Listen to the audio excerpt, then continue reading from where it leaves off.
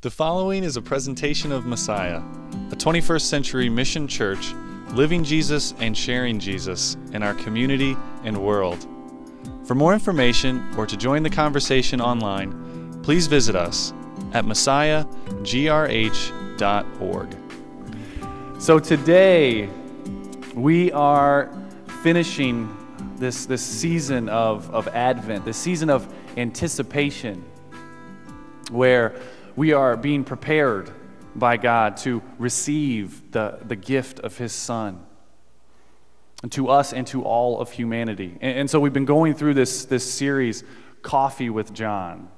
And we set this series up to be a bit of a conversation. And thank you so much for the responses and the words that you have interacted with us, especially me and Pastor Scott. It's always a really beautiful thing when we get to hear how you all receive.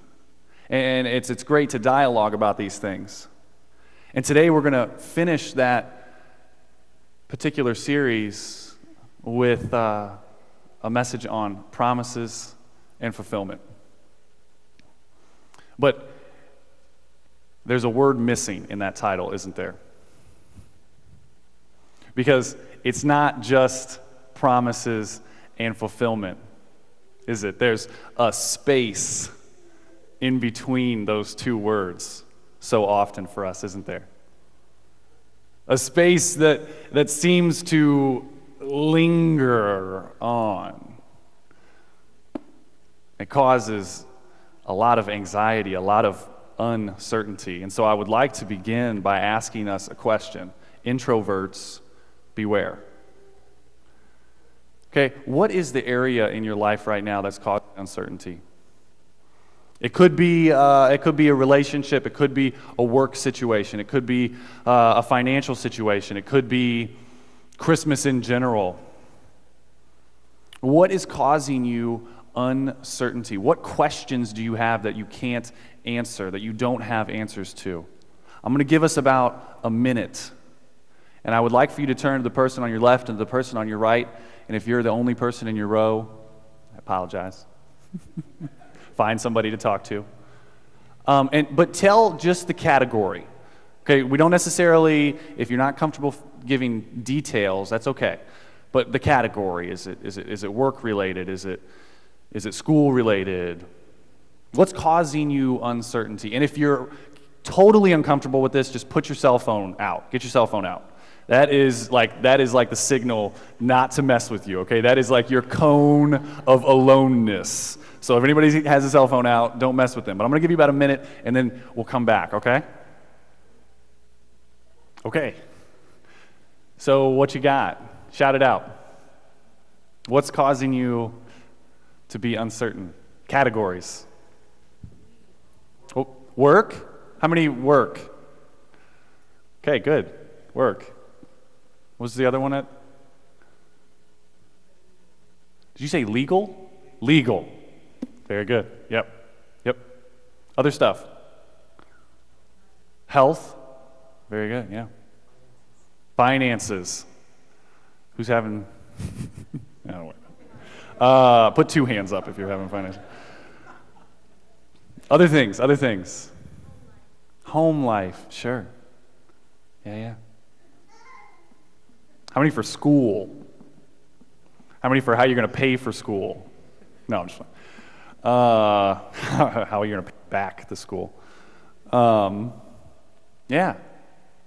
We all have these uncertainties in our life, don't we? And it seems as if we always want to be on the other side of that decision, the other side of that moment, where we get to look back with sort of 20/20 vision and see how it transpired. But when you're in that moment, it can cause an incredible amount of anxiety.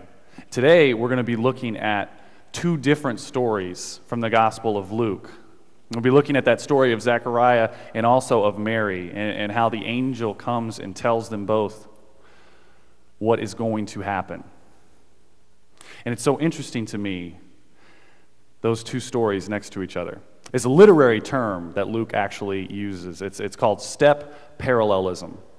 And step parallelism is when you essentially the writer will tell two stories around the same time period or with similar words in order to foil those two stories against each other and bring out some truth that both stories have in common, that maybe you would have overlooked if it had just been the one story.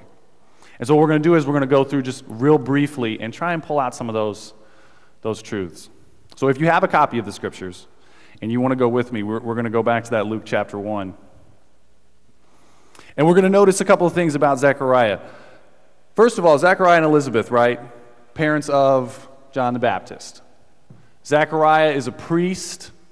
Elizabeth is a descendant of the tribe of Aaron, which means that probably her dad was a priest.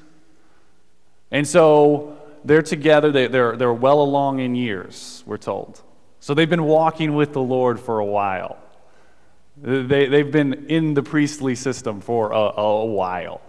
And we're actually told that they had kept all of the Lord's commandments and regulations blamelessly. It's like a serious power couple, right? And on this particular day, Zechariah is chosen to go into the Holy of Holies. And while he's in there and he's burning incense as an offering to the Lord, an angel, a heavenly being, appears before him. Now, I'm not sure what you picture when you hear angel. I'm not exactly sure what Google pulls up when you search angel, but oftentimes it's like a little baby with like a diaper and like a bow and arrow and like the little wings. I don't think that a man like Zechariah, who was well along in years, would be terrified of a little baby with wings, although he may have been for completely different reasons. But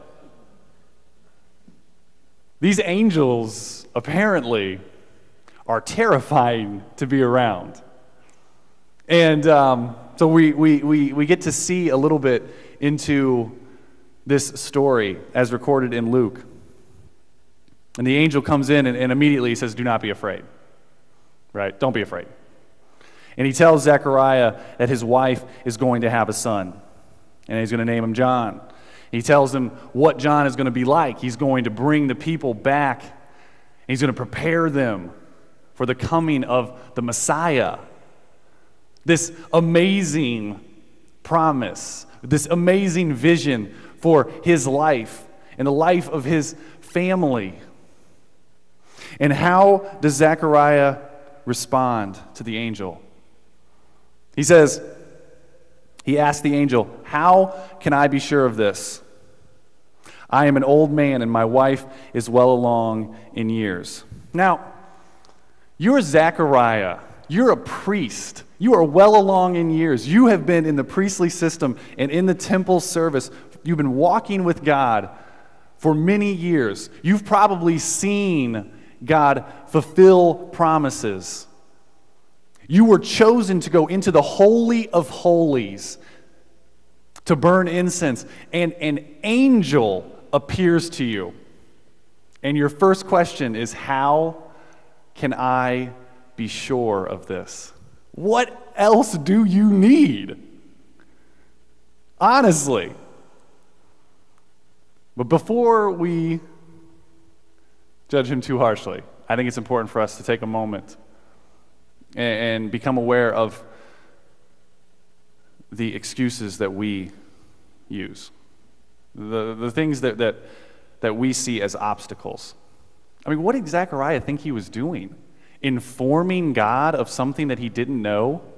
It's not like the angel threw his hands up in the air and was like, "I had no idea she was well along in years. Oh my goodness. Plan B, guys."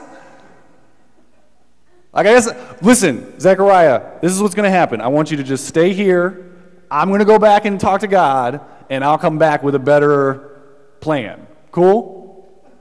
I mean, what did he think he was doing? Informing God of chronologically what was going on earth?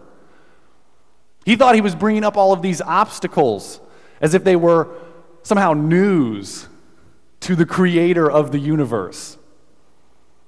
And I wonder in our own lives how often we can even see God moving in and out, and we can see him working, and he can put us in situations and put relationships. And the whole time, all we can focus on are the obstacles. All we can seem to ask is, how can I be sure of this?